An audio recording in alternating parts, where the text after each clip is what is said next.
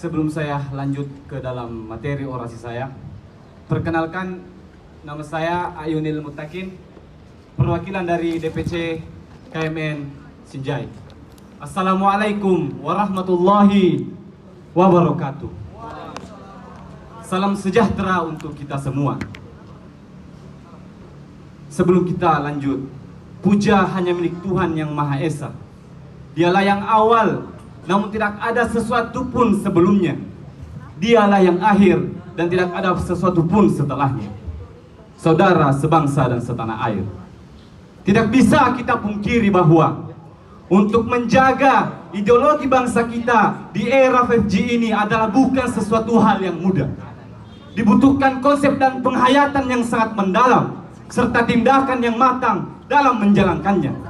Kita tidak boleh bersikap pasif dan berserah diri untuk menggapainya. Kita harus bersikap aktif dalam menyongsong peradaban Pancasila ini. Namun sebelum kita lanjut jauh masuk ke dalam pembahasan, yang jadi pertanyaan, mari kita tanyakan kepada diri kita sendiri. Mari kita tanyakan kepada bangsa kita sendiri. Apakah generasi muda telah siap untuk mempertahankan Pancasila sebagai dasar negara? Apakah generasi muda telah siap bersaing dengan ideologi transnasional yang lainnya? Jika telah siap, maka dimulai dari mana perjuangan kita?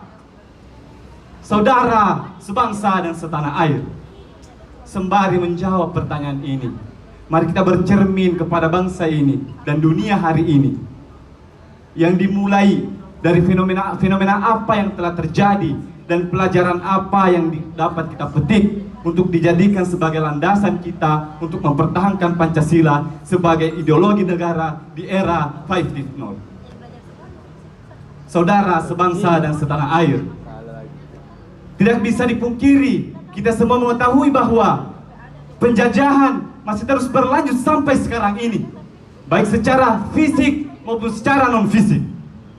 Di Indonesia khususnya, penjajahan secara fisik telah usai pada tahun 1945, namun penjajahan secara fisik saya pikir belum.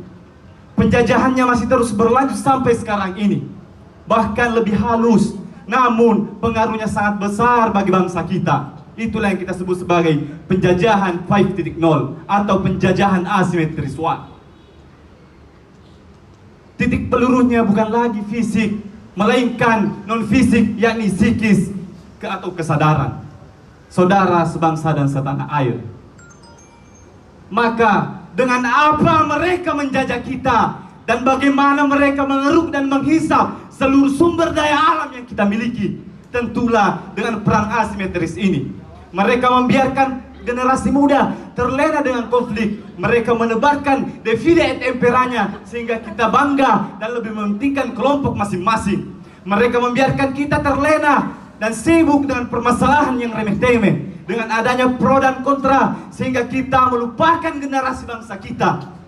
Kita lupa meningkatkan sumber daya manusia untuk mengolah sumber daya alam yang kita miliki. Sungguh miris, sungguh miris, sungguh miris. Apa yang kita harapkan dari perpecahan ini? Apa yang kita harapkan dari kebencian ini? Apa yang kita harapkan dari semua itu? Saudara sebangsa dan setanah air, apa yang kita harapkan dari fitnah dan cacian? Apa yang kita harapkan dari ejekan dan makian? Tentu tidak ada selain kebencian dan perpecahan.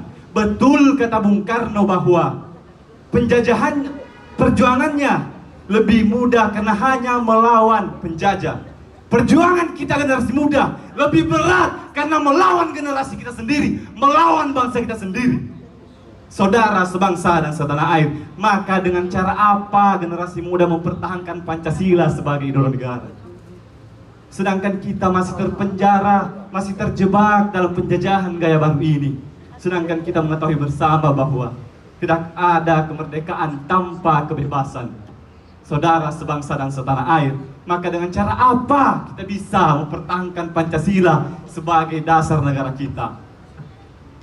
Tentulah yang pertama yang harus kita lakukan adalah berbenah dan bercermin kepada sejarah bangsa ini dan menemukan alat non-fisik yang telah digambarkan oleh para tokoh-tokoh besar bangsa ini dan menjadikannya sebagai landasan untuk mempertahankan ideologi negara ini.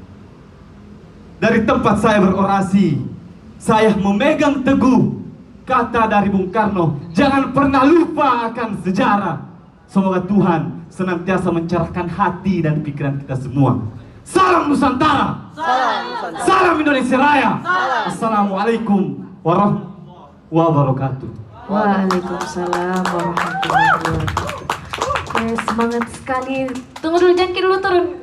Oke. Lanjut langsung ini komentar dari Dewan Juri, silakan untuk Saudara Ayunil Mutakin. Oke, terima kasih energiknya, terima kasih powernya kawan. Wacananya juga keren bagi saya, yang dari awal dibahas fenomena 5G dan banyak kritikan, cuma sedikit kritikan ya.